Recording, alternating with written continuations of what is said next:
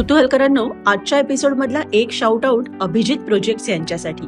Railway bridge contracts मधलं एक विश्वसनीय नाव. त्यांचा फोन नंबर स्क्रीनवर दिलेला आहे, नक्की चेक करा. कुतूहलकरांनो, आनंद, दुःख, निराशा, तीव्र संताप अशा सगळ्या भावनांच्या रोलर कोस्टर मधनं जायला तुम्हाला आवडतं का? तुम्हाला माहितीये, तुम्ही आता थंबनेल पाहिलेला आहे, टायटल पाहिलेलं आहे आणि तुम्हाला माहित आहे की आज आपल्याकडे कोण आलेलं आहे. आपल्या सगळ्यांची लाडकी, आपल्याला या सगळ्या भावनांच्या रोलर कोस्टर मधनं नेणारी अनेकोनेक मालिकांची लेखिका रोहिणी निनावे. रोहिणी, कुतूहल विथ स्वातीमध्ये तुझं खूप खूप स्वागत. नमस्कार. मला खरंच खूप आनंद झालाय की तू आज इकडे आलेली आहेस, तुझा वेळ काढून अगदी. तर आपण सुरू करूया. अगदी. रोहिणी, मला सर्वात पहिल्यांदा तुला हे विचारायचंय की आज तू एक यशस्वी लेखिका आहेस, मालिकांची अनेक मालिका लिहिल्या आहेस, चित्रपटातनं लिहिलेलं आहेस. तर मला बेसिकली ते जाणून घ्यायचंय की लहानपणची रोहिणी कशी होती. म्हणजे परकर पोलक्यातली किंवा फ्रॉक मधली म्हणूया, आई बाबांबरोबर, भावंडांच्या बरोबर, ह्या सगळ्यांच्या बरोबरची रोहिणी कशी होती. म्हणजे त्यांच्याशी गप्पा मारायची, भांडकुदळ होती का, एका जागी बसून राहायची, मिश्किल होती, खट्याळ होती, कशी होती? मी एका नॉर्मल मुलीसारखीच मुलगी होते. मला एक मोठा भाऊ आहे, एक बहीण आहे आणि पूर्ण आमच्याकडे सगळेच शिक्षक असल्यामुळे अभ्यासू वातावरण. त्यातून माझे वडील वसंत निनावे हे लेखक असल्यामुळे घरामध्ये साहित्यिक वातावरण होतं. वडील नेहमी आमच्यासाठी पुस्तकं घेऊन यायचे, कारण ते त्या विभागातच काम करत होते. एक्झामिनर्स ऑफ बुक्स अँड पब्लिकेशन असं त्या विभागाचं नाव होतं. तर आम्ही तेव्हापासून वाचायला सुरुवात केलेली. वडिलांनी वाचण्याचं महत्त्व तेव्हापासून आमच्या मनावर बिंबवलं होतं. तर मला आठवतंय, आम्ही अजूनही जिन्यावर बसून वडिलांच्या येण्याची वाट बघत असायचो की आज कुठली पुस्तकं त्यांनी आणली आहेत म्हणून. आणि ते सगळं होतं आणि वडील नेहमी कौतुक करायचे. तर मी जी पहिली कविता लिहिली, म्हणजे वडिलांनी सहज म्हटलं की माझे चुलत आजोबा, त्यांची 61 होती, तर एक कविता तू लिहिशील का. तेव्हा मी ती पहिली कविता लिहिली आणि त्यांना वाटलं की काहीतरी लिहू शकते. आणि आमच्याकडे खूप शेरोशायरीची पुस्तकं होती, कवितांची पुस्तकं होती. तर मी 10वीपासूनच कविता लिहायला सुरुवात केली.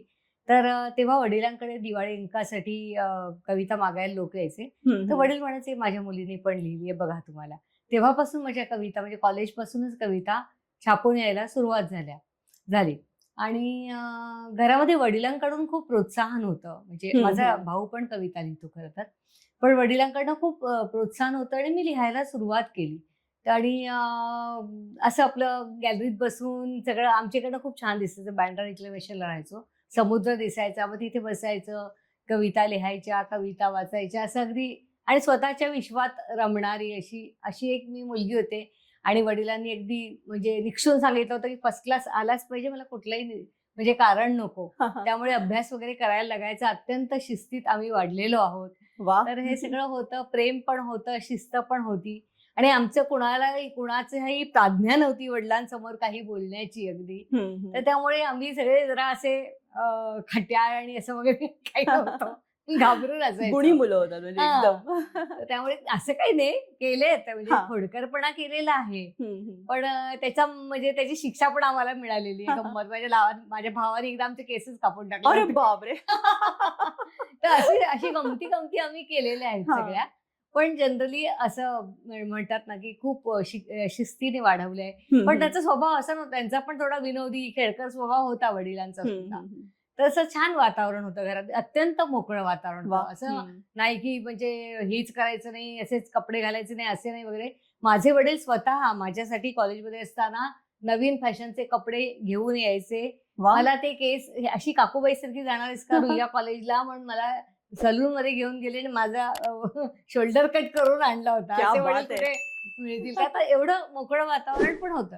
आणि जी काही शिस्त होती ती चांगल्यासाठीच होती हे आम्हाला नंतर कळलं. आणि खूप छान, म्हणजे आमच्याकडे वडिलांच्या गाण्याच्या रेकॉर्डिंगच्या रिहर्सल व्हायच्या, नाटकांच्या रिहर्सल व्हायच्या. सगळे दत्ता डावजेकर, सी रामचंद्र असे मोठे मोठे लोक आमच्याकडे येत होते. प्रमोद पवार, विजय कदम, सगळे लोक येत होते.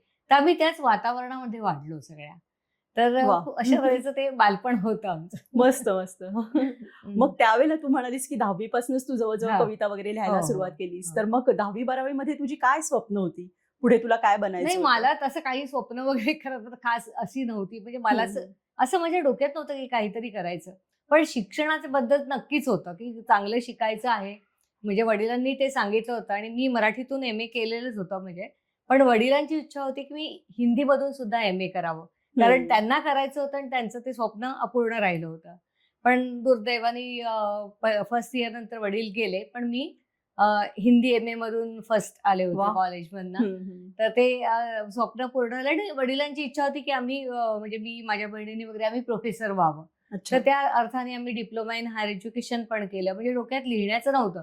हां, अभिनय करण्याचं नक्की होतं. पण अभिनय करण्याच्या आधी शीर्षगीत लेखनाला सुरुवात झाली. अच्छा. पहिलं जे गाणं होतं मना घडवी संस्कार. जबरदस्त ते गाणं होतं गाणं ते. म्हणजे लिहिलं. संस्कारची जी हो. शीर्षक धून आहे ती हो. अजूनही म्हणजे श्रीधर फडके खूपच सुंदर. यांनी गायलेलं आणि हे केलं. आणि त्याच्यानंतर मला गाणी मिळत गेली शीर्षक गीतांची. आणि ज्या सिरियलची गाणी मी लिहित होते, त्या सिरियलमध्ये मला काम पण मिळायला लागलं. म्हणजे असं कौतुकाने. मी काही स्वतःला अभिनेत्री म्हणवत नाही. पण कौतुकाने तेव्हा हे होते साप्ताहिक मालिका होत्या. म्हणजे एक भागच यायचा आठवड्यातून. त्याच्यात मी काम करायला सुरुवात केली.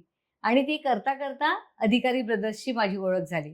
गौतम अधिकारी, मार्कंड अधिकारी. आणि त्यांनी मला विचारलं की तुझ्याकडे पत्रकारिता या विषयावर काही गोष्ट आहे का? आता त्याच्या आधी फ्लॅशबॅक की त्याच्यानंतर मी मंत्रालयामध्ये नोकरीला लागले. लोकराज्य म्हणून मासिक आहे ते आपल्या शासनाचं. त्याच्या हिंदी आवृत्तीमध्ये मी उपसंपादिका म्हणून लागले. आता तिथे हे काम करताना नंतर मला खूप प्रमोशन मिळून मी गॅझेटेड ऑफिसर पर्यंत पोहोचले होते. आणि त्यामुळे जेव्हा मी लिखाणाला सुरुवात केली तेव्हा मी 6 मंत्र्यांचा PR बघत होते. तर मुख्यमंत्री तेव्हा मनोहर जोशी होते, गोपीनाथ मुंडे होते आणि सर्व सचिव आणि सगळे मंत्री यांच्याशी आमचा संबंध यायचा. कारण आम्ही माहिती आणि जनसंपर्क खात्यात होतो. त्यामुळे तिथे राहिल्यामुळे मंत्री, सचिव, पत्रकार, पोलीस या सगळ्यांशी आम्हाला नेहमी संवाद साधायला लागायचा. त्यामुळे मला खूप काही कळलं.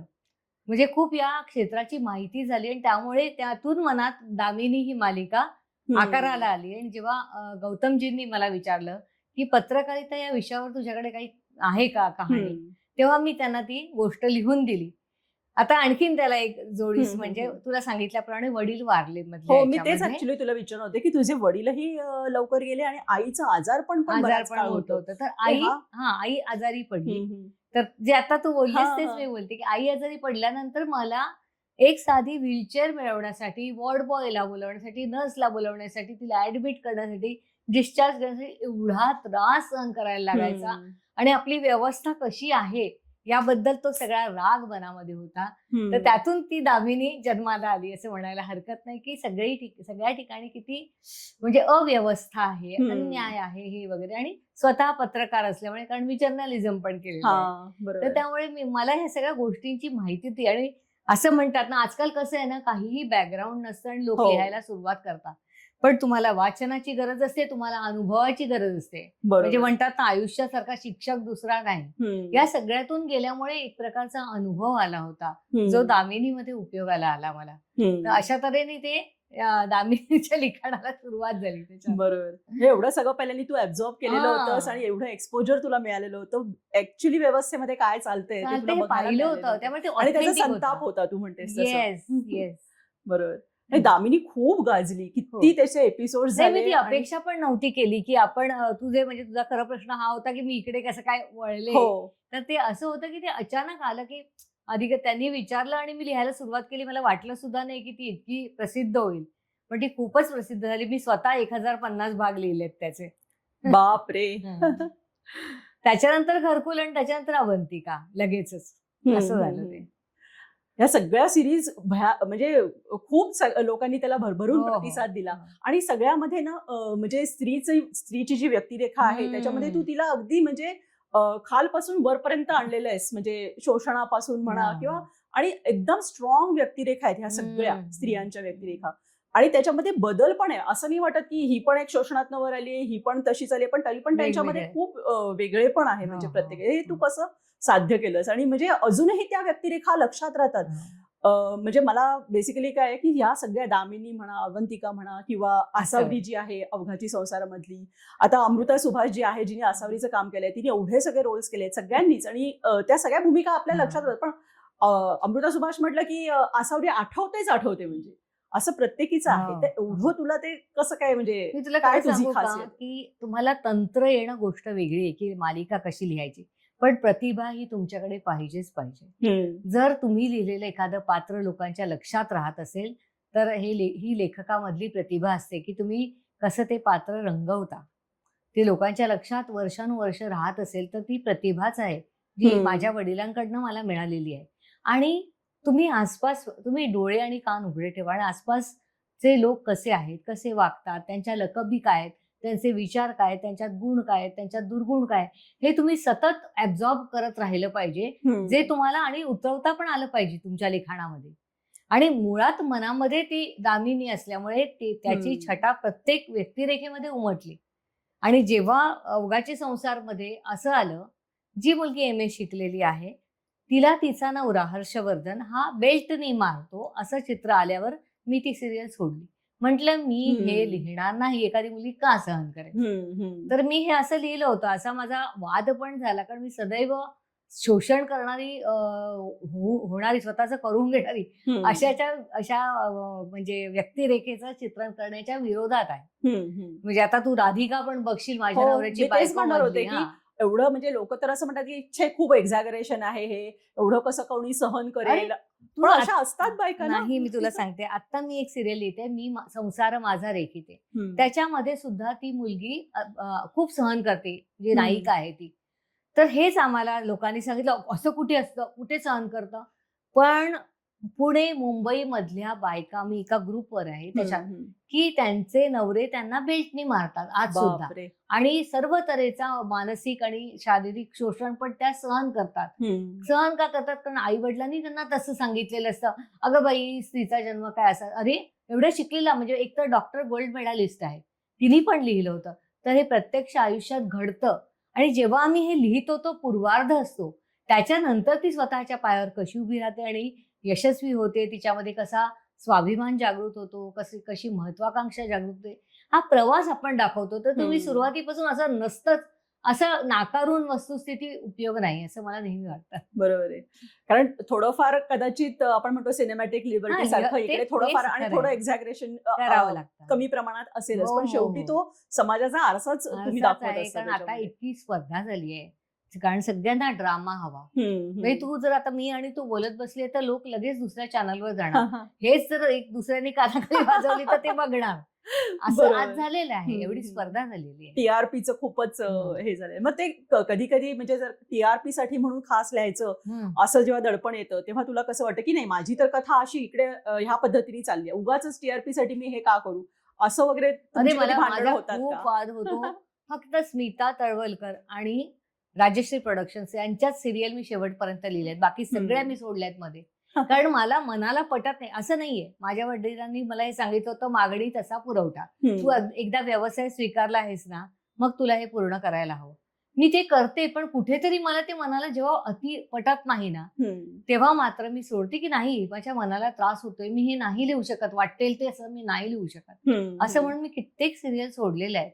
कारण बरोबर. शेवटी ज्या गोष्टीतनं आपल्याला आनंदच मिळत नाही, ती गोष्ट लिहिण्यात काय अर्थ आहे? हं. म्हणजे ठीक आहे, की तुमचा व्यवसाय आहे, त्यातून तुम्हाला पैसे मिळतात. अनेक जण तडजोड करतात. मी सुद्धा केली आहे.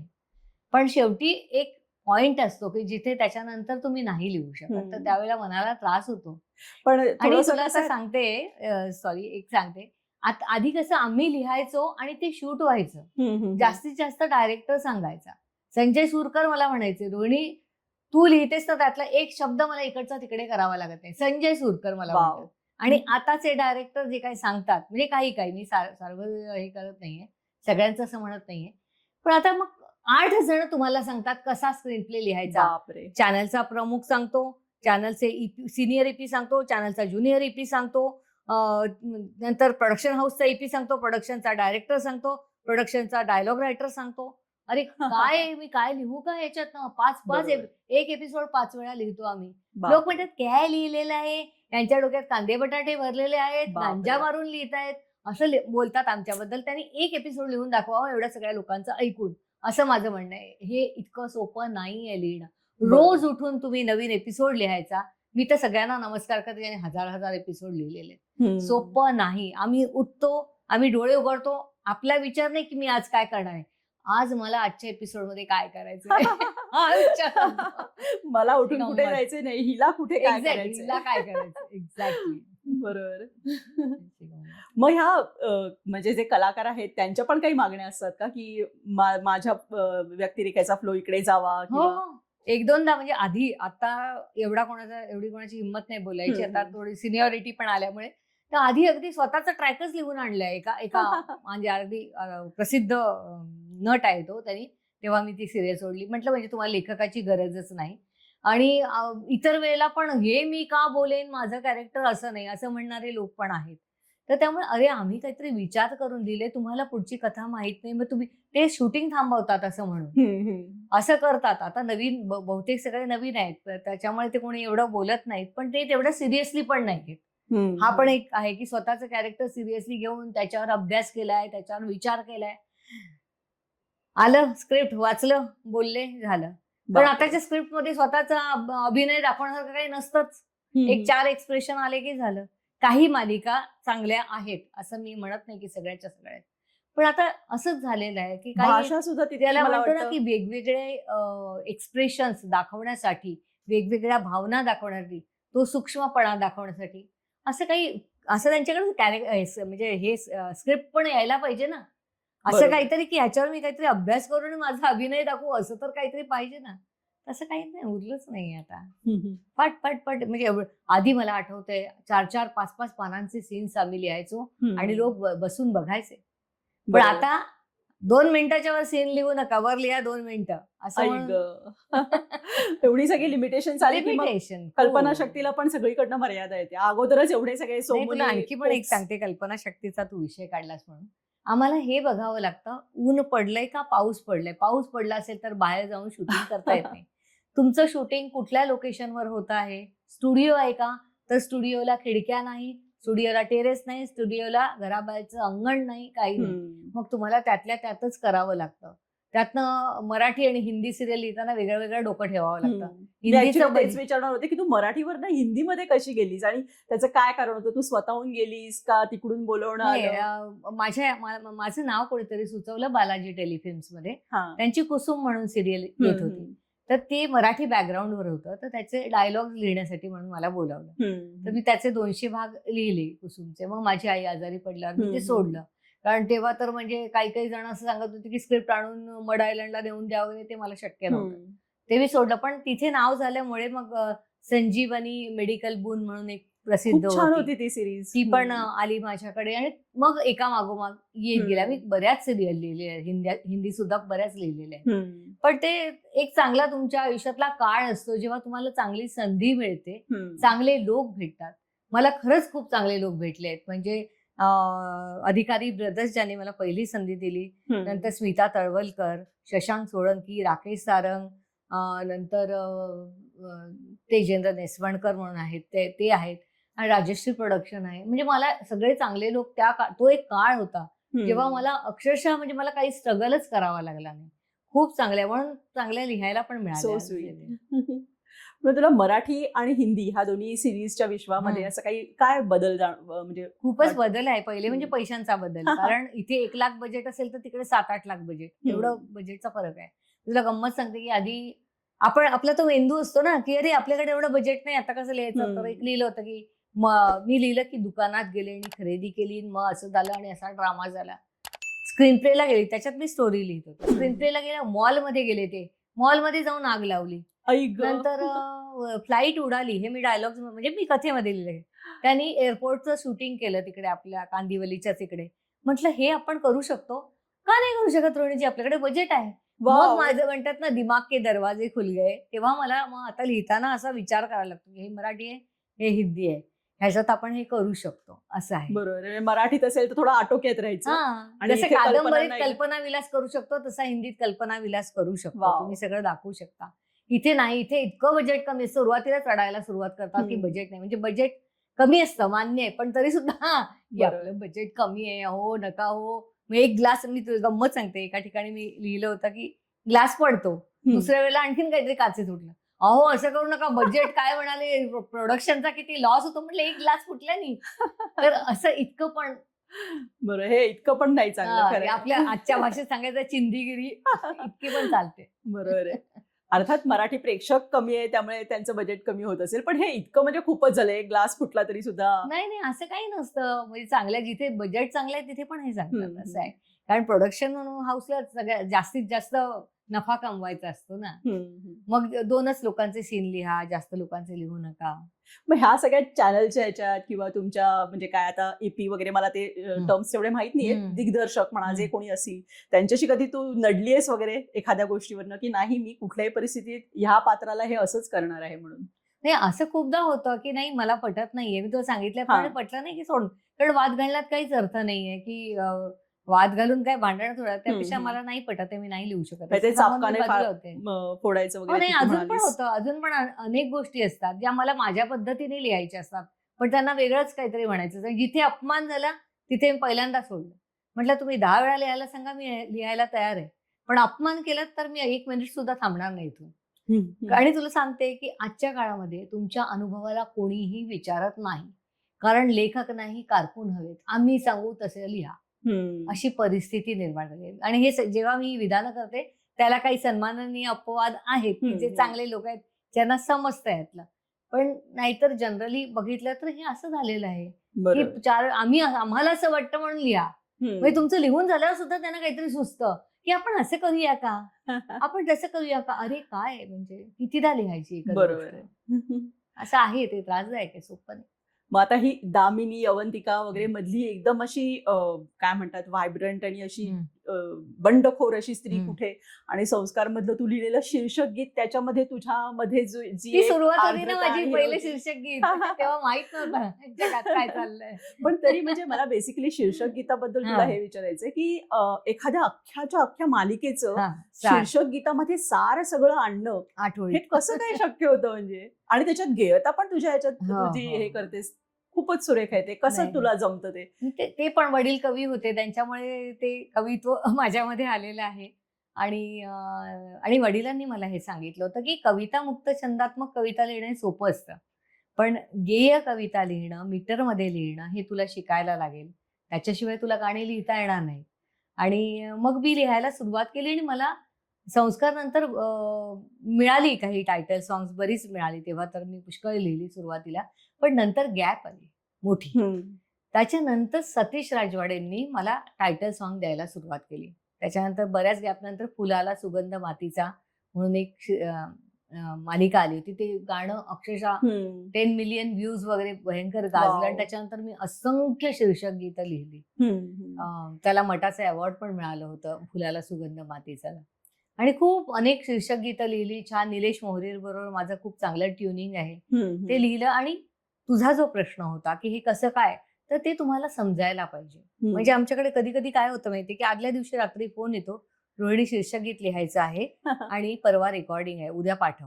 मग ते मी रात्रभरात किंवा पहाटे सकाळी माझं सकाळी पहाटे मला खूप छान सुचतं.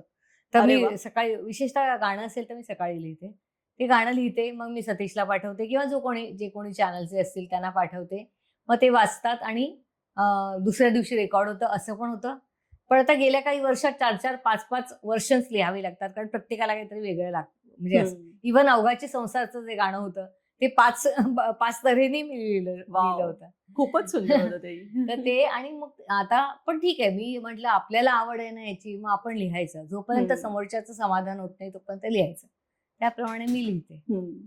आणि मला वाटतं तू चित्रपटाचं पण लेखन केलंयस ना? जास्त नाही, म्हणजे त्याच्यात एवढं थोडंसं ग्रुपिझम आहे. म्हणजे हं. वाईट अर्थाने ग्रुपिझम नाही म्हणत, पण असं असतं ना, आपण एका माणसाकडनं काम करून घेतो, तर परत-परत तर माझं एवढं तिथे त्या लोकांशी तेवढं ओळख नाही. हं. मी फक्त 3 चित्रपट लिहिले. एक तुझ्याचसाठी म्हणून होता, कुमार सोनूंनी डायरेक्ट केलेला.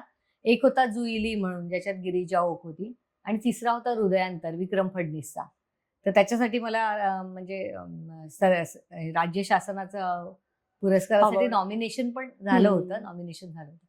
पण ते खूप छान. त्याच्यात मला खरा आनंद मिळाला आणि खूप छान विषय होता. सुबोध भावे, मुक्ता बर्वे होती. तर हं. लिहिण्याचा आनंद मिळाला.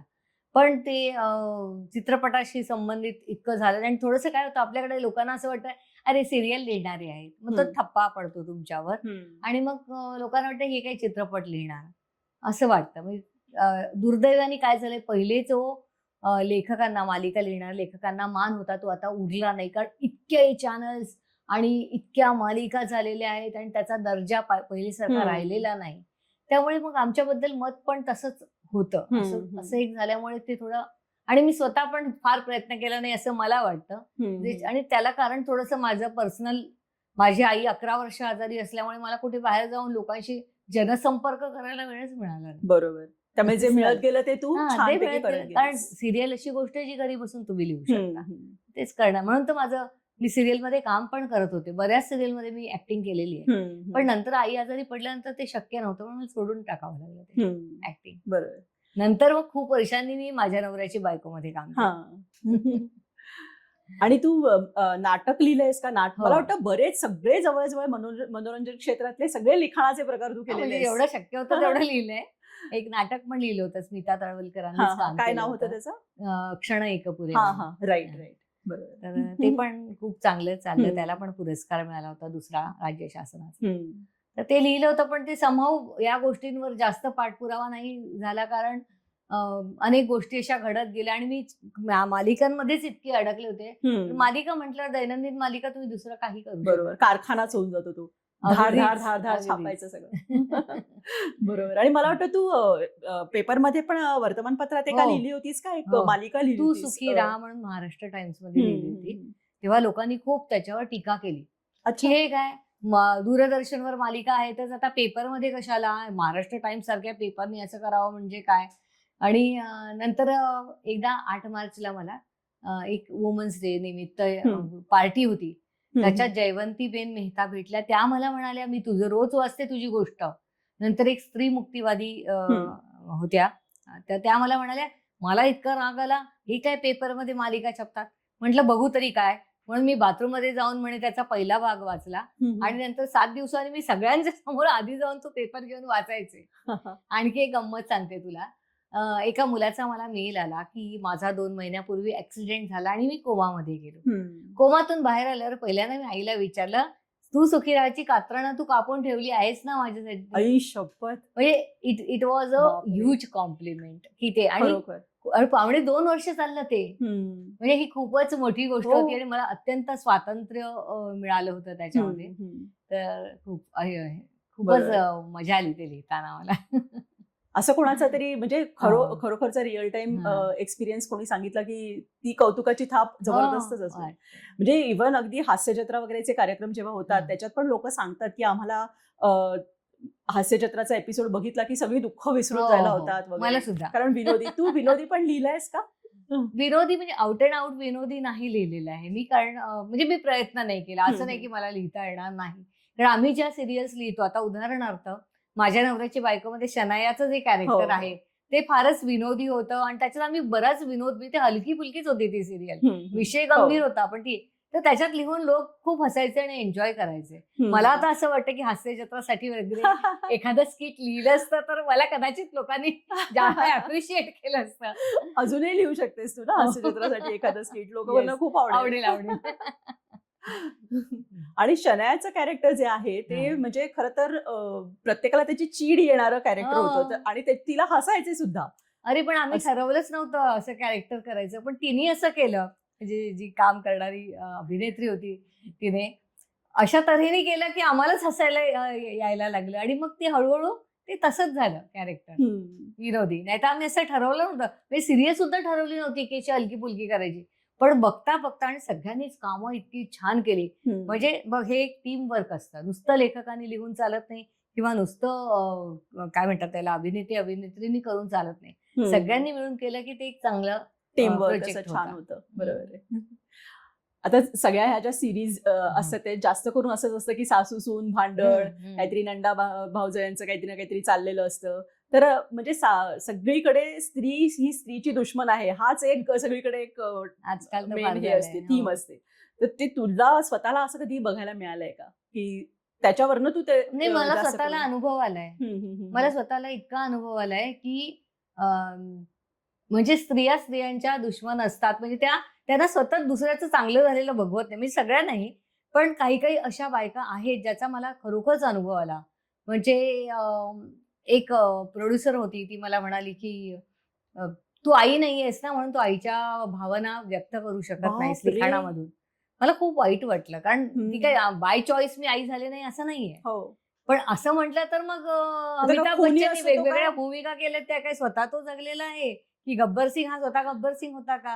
नाही. बरोबर. पण मग सलीम जावेदनी लिहिलेच ना त्यांच्या व्यक्तिरेखा, वेगवेगळ्या व्यक्तिरेखा हिंदी चित्रपटामध्ये अमर झालेल्या कवी आहेत. मग मुघले आझम लिहिण्यासाठी राजा झाले का आम्ही? नाही. तर असं सगळं आहे. त्यामुळे अशा तऱ्हेचं विधान करणं किंवा तू लिहिलेले एक आता नाव नाही घेत, पण त्यांनी मला सांगितलं होतं, "हे काय लिहिलंयस? कचऱ्याच्या टोपल्यात टाकण्यासारखं आहे. स्वतःला बापरे! तूचा तू, ऱ्हस्व आहे का मीचा मी, दीर्घ आहे काहीही माहिती नाही आणि तुम्ही लोकांना असं बोलता." नंतर एक माझी एक हिंदी मालिका होती, तर ते आम्हाला ना त्या व्हाईट बोर्डवर आपल्याला लिहायला लागतात हम्म. ते काय काय सीनचा जिस्ट लिहायला लागते, म्हणजे हे घडणार हे घडणार.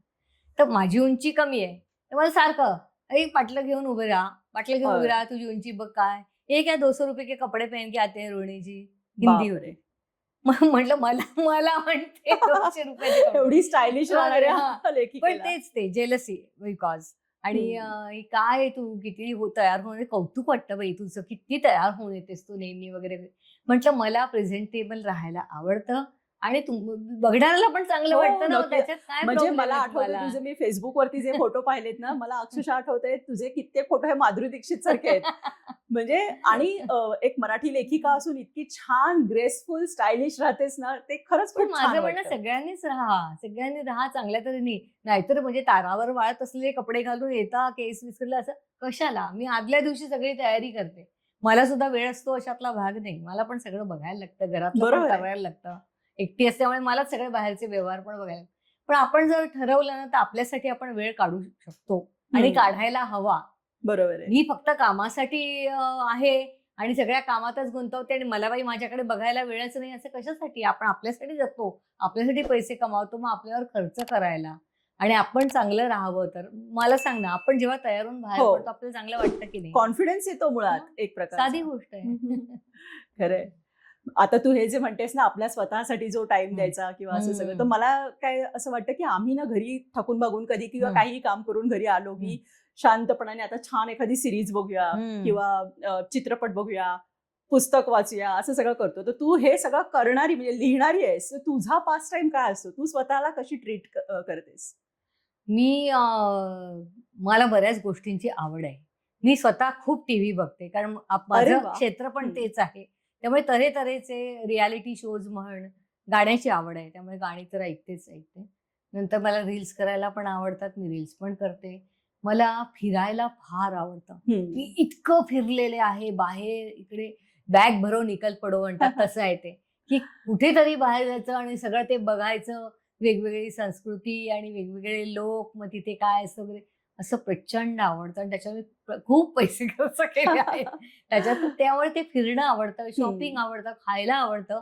आता या सगळ्यांना चाप बसलेला आहे अर्थातच, हम्म. म्हणजे तब्येतीमुळे. पण ह्या सगळ्या गोष्टींमध्ये मी माझं मन रमवते. हम्म. कारण एकट्या माणसाला मन रमवायला स्वतःलाच शोधून काढावे लागतात छंद. आणि मी हे पण चित्र पण काढते, तुला माहितीये, हम्म. स्केचेस पण काढते. तर मला असा प्रश्न पडत नाही की आता या वेळेचं मी काय करू. बरोबर. कविता लिहिते, हम्म. त्यामुळे मी सगळं सर्व तऱ्हेने मन रमवू शकते. आणि सगळीकडे फिरल्यामुळे ते सगळं जगाचं तुला एक्सपोजर मिळतं आपोआपच, हो. आणि नवीन नवीन कथा सुचत असतील, अगदी. नवीन नवीन माणसं भेटत असतील. हो. मस्तच. मग तू वेब सिरीज कडे कधी वळली नाहीयेस का? मला नाही, पण वाटतं. तुला मगाशी सांगितलं तेच हम्म. कारण आहे वेब हा, हा. सिरीजच्या मागे. त्यांना असं वाटतं की मालिका लिहिणारे लोक वेब सिरीज लिहिणार नाही, अच्छा. लिहू शकत नाहीत असं. हो. आणि एक थोडस मी खूप जास्त प्रयत्न केला नाही हम्म. मागे लागून की ते मिळवण्यासाठी वगैरे. कारण आणि ते पण आम्हाला कळलं की तिथे म्हणजे होईलच असं नसतं, आणि मग ते 3-4 वर्षांनी पण कधी कधी येतात. तर आम्हाला आता सिरियलमुळे लिहा हम्म. आणि लगेच पैसे घ्या आणि लगेच आपला एपिसोड तयार होतो आणि काम सुरू होतं. हम्म. तर ते आता तो पेशन्स राहिलेला नाहीये, असं आहे. बरोबर. आवडेलच प्रश्नच नाही, पण हम्म. आताच्या सगळ्याच सिरीज अशा नसतील, पण काही बहुतेक सगळ्या सिरीज मध्ये गुन्हेगारी, विकृतपणा हो. आणि सगळं अशा तऱ्हेच्या असल्यामुळे ते आपला भाग नव्हे, तो तिकडे हम्म. जाऊ नये. मला बघवतच नाही, मी लगेच ते बंद करते. ते असं. अनसेन्सॉर्ड असतं का कम्प्लीट सिरीज मध्ये? नाही, Web series? त्यांचे काय असतील सेन्सॉर, पण तू पाहिलेलंच आहेस तू की हो. नेटफ्लिक्सच्या वगैरे कशा असतात सिरीज. बरोबर. तर ते अशा खून आणि मारामाऱ्या आणि हे सगळं रक्त आणि आता दिवसेंदिवस विकृत कोण जास्त दाखवणार याची स्पर्धा चालली आहे की काय असं वाटतं. फक्त पंचायत वगैरे सारख्या ज्या सिरियल येतात ना की ज्या सगळेजण बघू शकतील, आहेत गुल्लक आहे किंवा काय चांगलं आहे, तसं लिहायला आवडेल. पण त्याच्यासाठी मला स्वतःला पण प्रयत्न करायला पाहिजे. पण थोडीशी परिस्थिती अशी आली ना की तो जो स्ट्रगल आहे ना तो करायला वेळ नाही मिळाला. पण आम्हाला तुला वेब सिरीजचं लिखाण केलेलं बघायला खरंच आवडेल, खूप आवडेल. आणि मराठी सिरीज किंवा आता वेब सिरीज म्हणा जर लिहिलीस तू तर त्याच्या विविध भाषांमधनं डबिंग नाही का करत तुम्ही? म्हणजे कारण नाही तर मग लिमिटेड प्रेक्षक राहतात ना, मराठीच फक्त. आजकाल जास्त मराठीत कमी असेल पण हिंदीमध्ये डबिंग असतंच, कारण हिंदी सगळ्यांना, आता तो वादाचा विषय त्यात पडत नाही मी, पण त्यांच्या दृष्टीने असं की सगळ्या लोकांना कळावं म्हणून ती हिंदी आणि इंग्लिशमध्ये करतात. आणि काही काही मराठी आहेत, आता ती माधुरीची वगैरे आली आहे नवीन, ती मराठीमध्ये पण त्यांनी डब केली. ओके. तू जे म्हणालीस की वेब सिरीजच्या दुनियामध्ये इतकं सगळी मार झोड आणि गोर म्हणतो आपण तसं सगळं असतं, तर आता मराठी सिरीज मधनं सुद्धा आहे की तसं? म्हणजे आता उदाहरण हर्षवर्धन जर आठवलं, तेवढ्या दर्जाचं नाही हे, म्हणजे तुम्ही बघूच शकत नाही, इतकं भयंकर. म्हणजे आता कोणाचं कुठल्या सिरीजचं नाव नाही घेऊ शकत, पण असंच ते म्हणतात ना की लहान मुलांना मारण्याविषयी होतं, ते लहान मुलांवरचे अत्याचार आणि गुन्हेगारी ही मी नाहीच बघू शकत. बरोबर. तर आपण लिहिणार काय? माहिती आहे सगळं, पण फार मन घट्ट करून लिहायला पाहिजे. हे सुद्धा लिहिताना मी तुला एक गंमत सांगते, तू आता हा विषय काढला. मी अधुरी कहाणी नावाची सिरियल लिहित होते आणि तेव्हा मी नुकतंच बालाजीकडनं कसं असं अति ड्रॅमॅटिक लिहायचं वगैरे शिकून आले होते. पण ते लिहिताना मला एवढा त्रास झाला की माझं डोकं दुखायला लागलं. इव्हन हे सेम आणखी एका लेखकाच्या बाबतीत, त्याचं तर इतकं डोकं भिंतीवर डोकं आपटत, बापरे, कारण सतत ते निगेटिव्ह विचार करून तुम्हाला पण तो त्रास होतो, कारण तुम्ही ते जगता ना. राईट. मला स्वाती शेट्टीच म्हणतात, तुझ्यातला लेखक मेला नाही जेव्हा ते लिहिताना अजूनही तू रडतेस, म्हणजे सीन लिहिताना. तर ते तुम्ही सगळं जगता ना त्या पात्रांबरोबर, मग त्याचा तुम्हाला त्रास होतो.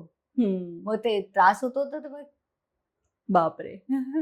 म्हणजे एकाच वेळेला एका अतिशय विलनचं काम करणं, म्हणजे त्या व्यक्तिरेखेला पण तुम्हाला लिहायचंय डीपमध्ये जाऊन, इंटेन्स एकदम, आणि दुसरीकडे त्याच्या अपोजिट कॅरेक्टर जे आहे त्याचीही व्यक्तिरेखा तुम्हाला प्रभावीरित्या लिहायची. म्हणजे तर मी आणि अभिजित गुरु आम्ही, तो इकडे बसून लिहायचा, इकडे बसून, माझ्या नवऱ्याची बायको, आम्ही दोघेही काम करताना आमच्या चेहऱ्यावर वेगळे वेगळे भाव, असं असं आणि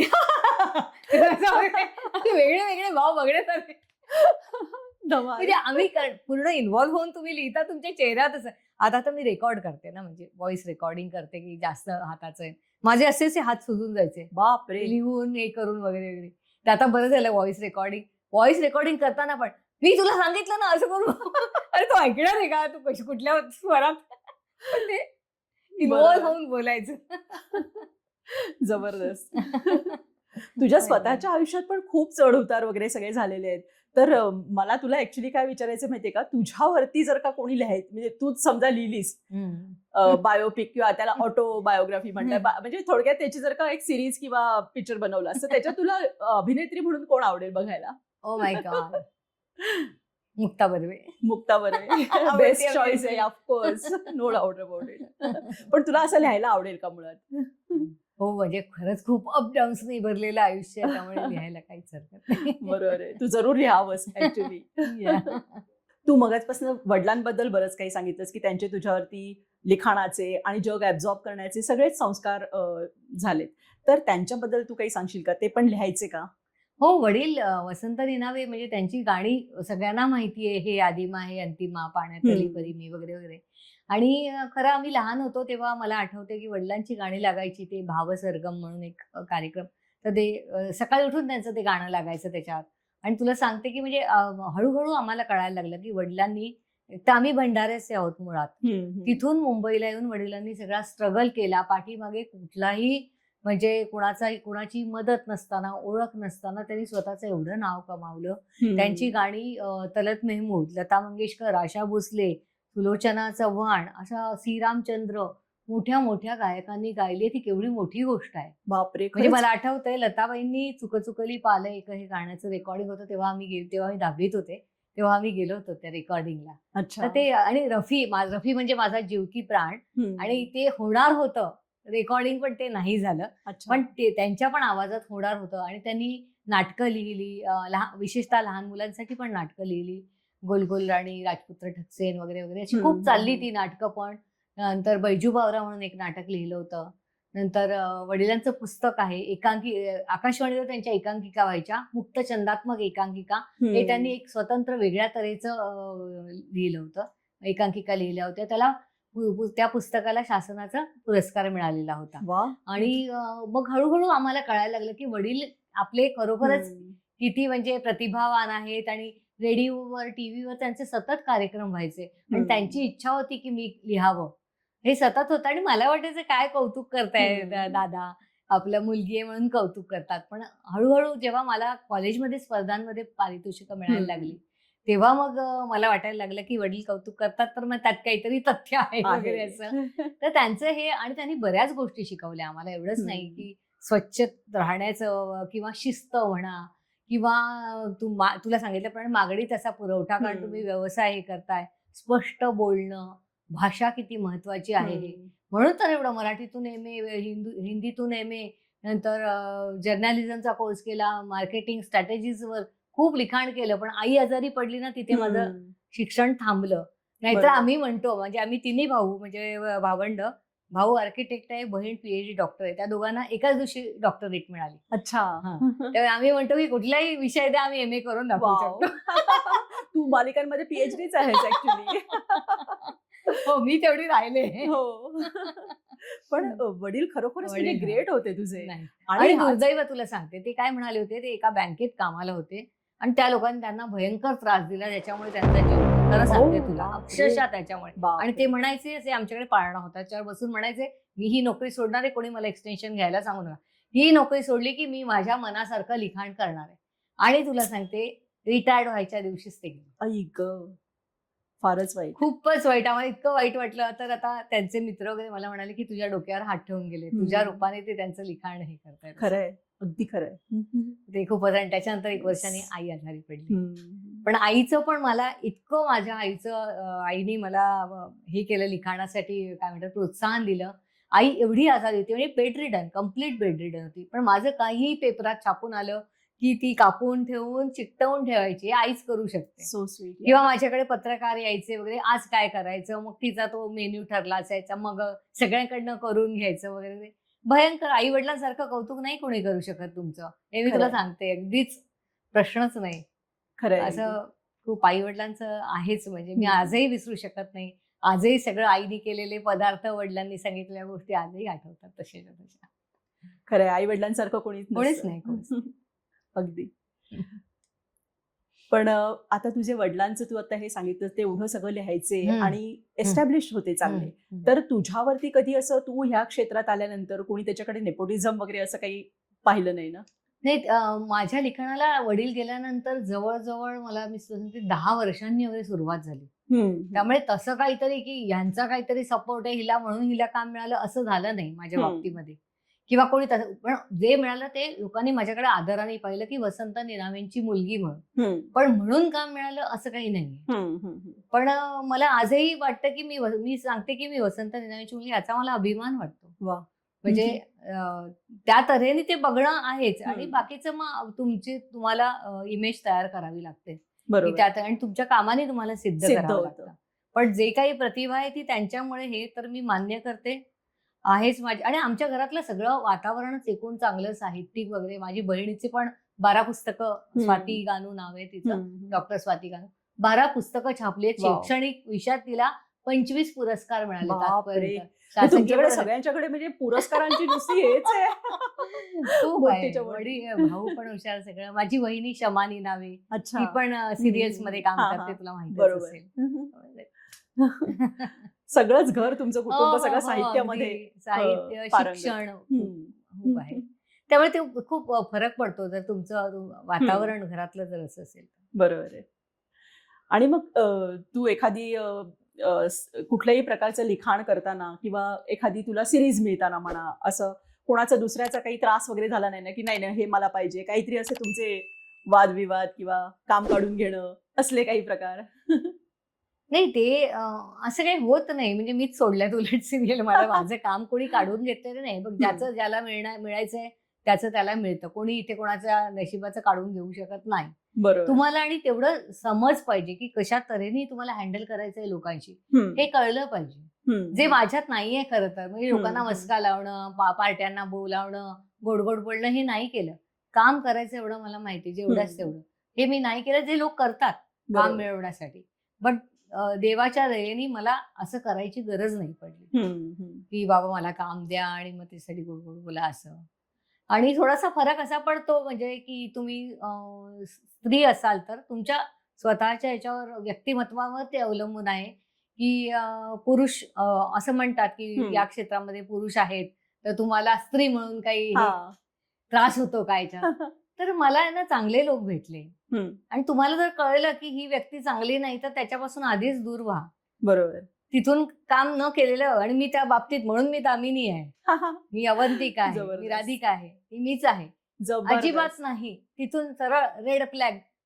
तर त्याच्यामुळे अशा लोकांना पण माझ्या सुदैवाने मला जरा चांगलेच लोक भेटले. आणि मला वाटतं असं नाहीये, तुम्ही कसं वागता ना त्याच्यावर अवलंबून आहे. तुम्ही जर फटकून वागला आणि त्याला पहिलंच याच्यात कळलं की ही बाई त्यातली नाही, तर ते तुमच्या नादाला लागत नाही. असं आहे. परफेक्ट. आजच्या स्त्रीसाठी म्हणजे तू खरोखर एक रोल मॉडेल आहेस. म्हणजे तुझ्या व्यक्तिरेखा आणि तू. जबरदस्त. मला ना आता तुझ्या एक खास गेम खेळायचा रॅपिड फायरचा. ओके. तर करूया आपण. हो हो. लेखणीचा शत्रू कोण, चॅनलने सुचवलेले लॉजिक नसलेले बदल की स्क्रिप्टची डेडलाईन? चॅनलने सुचवलेले बदल. ओके. सगळ्यात जास्त त्रास किंवा तगमग कधी होते? एखादं गाणं सुचत नसलेल्या क्षणी की कलाकाराने संवादाचा केलेला सत्यानाश बघून? कलाकारांनी संवादाचा केलेला सत्यानाश बघून. गाणं काय सुचतच. जबरदस्त. लेखकाची खरी मिळकत कशात आहे असं तुला वाटतं? खात्यात जमा झालेलं मानधन की एखाद्या अनोळखी व्यक्तीकडनं तुला मिळालेली दाद? दोन्ही. मान आणि धन दोन्ही पाहिजे आम्हाला. जबरदस्त जबरदस्त. बरोबर आहे. खरं आहे ना? आवडलं मला हे. सगळ्यात जास्त फेक काय वाटतं? अवॉर्ड फंक्शन मधली भाषणं की सिरियल मधलं लार्जर दॅन लाईफ श्रीमंती? फेक काय वाटतं जास्त? दोन्ही आहे खरं तर. म्हणजे डिपेंड्स. कधी कधी चांगली पण भाषणं होतात, असं नाहीये काही. श्रीमंती फेक असतेच. म्हणजे ते काय असं सतत रात्री पण मेकअप केलेला आहे आणि दागिने घातले, सगळे फेक असतं. असं कोण घालतं? बरं, तुला लिहायला जास्त काय आवडतं? विलन की कणखर नायिका? अरे, हे दोन्ही आवडतं मला. दोन्ही आणि दोन्ही चांगले. म्हणजे हर्षवर्धन भोसले पासून तू बघितलं असशील, किंवा आता माझ्या नवऱ्याची बायको मधला गुरुनाथ असेल, हो. हे लिहायला, किंवा हर्षराणी पुढचं पाऊल मधल्या अक्कासाहेब, हे लिहायला पण मला आवडतं. आणि माझ्या सगळ्या नायिका मला आवडतात. बरं, पण आपली रॅपिड फायर आहे, त्याच्यात तुला एकच उत्तर सिलेक्ट करायचंय. तर विलन की नायिका? कणखर नायिका की कणखर नाही, विलन? कणखर नाही. कणखर नायिका. ओके. आता एका शब्दात सांगायचंय की शनाया लिहिताना डोळ्यासमोर कोणी होतं का? नाही. नाही. ओके. अनेक स्त्रियांचं मिक्सचर? मालिका सुरू होऊन शूटिंग सुरू झालं तरी शनाया फायनल झाली नव्हती. ओके. नायक होता डोळ्यासमोर आणि तोच झाला. रोहिणी निनावेच्या आयुष्यातला सर्वात मोठा प्लॉट ट्विस्ट कोणता रिअल लाईफ मधला? दामिनी सिरियल मिळणं हाच ट्विस्ट होता एकदम. म्हणजे माझं जे काही व्यवसाय बदलला एकदम. म्हणजे मी सरकारी नोकरी करत होते आणि मी मनोरंजन क्षेत्रात आले. हाच ट्विस्ट होता. कोणतं पात्र असं आहे की आज सुद्धा झोपेतनं उठवलं तरी तुला पटापट लिहिता येईल? दामिनी. ओके. ग्लॅमर की गांभीर्य? स्टायलिश कपडे घालून इव्हेंटला जाणं का पायजमा घालून रात्रभर कविता लिहिणं? नाही, इव्हेंटला जाणं. जबरदस्त. तुला स्वतःच्या लिखाणातलं सगळ्यात जास्त काय आवडतं? तुझे शब्द की तुझी पात्र? माझे Image. शब्द. कारण माझं असं शब्द. मत आहे की शब्दातूनच पात्र साकारलं जातं. ओके. खूप मजा आली रॅपिड फायर मध्ये. मस्त एकदम धमाल. तू खरी उत्तरं दिली आहेस. तर मला आता तुला एक रिक्वेस्ट करायची आहे. हा. 2 गोष्टींची. एक तर वुमेन्स डे म्हणून तुझा काहीतरी संदेश खरं तर मला हवाय. हा. आणि जर तो तू कवितेतनं देऊ शकलीस तर उत्तमच. कवितेतच देते. हा, कारण की तू अतिशय सुंदर कविता लिहितेस. नाही, मी मला वाटतं तसं लिहिते. तर मी 2 कविता वाचून दाखवते तुला. कवितेचं नाव आहे रोज एक नेम कर. रोज एक नेम कर, स्वतःवरती प्रेम कर. रोज एक नेम कर, स्वतःवरती प्रेम कर. आरशात बघून स्वतःला म्हण, तुझ्यासारखी नाही कुणी. सावळी स्थूल वा असो ठेंगणी, तू सुंदर तू देखणी. लाजायचं नाही देहाला, मनाशी हे ठाम कर, रोज एक नेमकं स्वतःवर प्रेम कर. कशी जगतेस, कशी वागतेस, कशी हसतेस, कशी दिसतेस, म्हणती शोभत नाही तुला या वयात केवढी नटतेस. जे केलं नाहीस आजवर ते सारं मुद्दाम कर, रोज एक नेमकं स्वतःवर प्रेम कर. सगळे नाहीचे बांध तोडून, सगळे नाहीचे बांध तोडून एकदा एकटी बाहेर पड. विचारेपणाची कात टाकून तुझी तू नव्याने घड. वीज तुझ्यात, तेज तुझ्यात, मातीचेही हेम कर, रोज एक नेम कर, स्वतःवर प्रेम कर. वा, जबरदस्त. आणि आणखी एक कविता आहे स्त्रियांच्या बाबतीत एकट्या राहणाऱ्या. त्याचं नाव आहे लेबल्स. जेव्हा राहते एखादी स्त्री एकटी, जेव्हा राहते एखादी स्त्री एकटी, तेव्हा अनेक लेबल्स घेऊन वाटेत उभे असतात लोक. लग्न झालेलं दिसत नाही, नवऱ्याने सोडलं की काय, आपसात हसतात लोक. हिलाच नसेल कोणी पसंत, असतील 100 अटी, किंवा करायची असेल नुसतीच मजा, म्हणून राहते एकटी. मैत्रिणीच कशा हिला साऱ्या, ही त्यातली तर नसेल ना, असं कोणी राहतं का कोरडं, काही लपून छपून नसेल ना. मग अनाहूत सल्ले बिल्ले, अजून काही गेलं नाही वय, कर की लग्न गाठ की कुणी, एकदा सरलं तारुण्य की विचारत नाही बाई कोणी. एकट्या बाईला एकटं राहण्याचं नसावं का स्वातंत्र्य, पण का द्यावं तिनं कुणाला कुठलंही स्पष्टीकरण. अगदी असला जोडीदार तरी हवं असू शकतं तिला तिचं वेगळं घर, एका खोलीत राहूनही असतं कधी महिलांचं अंतर. असूही शकतं कुणी तिच्या आयुष्यात, असूही शकतं कुणी तिच्या आयुष्यात, ज्याच्याशी असलेल्या नात्याला तिला द्यायचंच नसेल नाव. जिथे कुठलेच नियम नसतील, असेल फक्त तिच्या मर्जीचं गाव. जिथे कोणी तिला विचारणार नाही तिचं भूत तिचं भविष्य, रस्त्यावरच्या खांबावर डकवणार नाही कोणी तिचं चारित्र्य. नसतेच कधी मुळात ती एकटी, नसतेच कधी ती मुळात एकटी, कारण सतत असते तिच्यासोबत स्वतः ती, तिच्यासोबत स्वतः ती. वा, जबरदस्त ग. आज कित्येक स्त्रिया एकट्या राहत आहेत, अक्षरशः त्यांचं सगळ्यांचं तू याच्यामध्ये उतरवलेलं आहेस. जबरदस्त.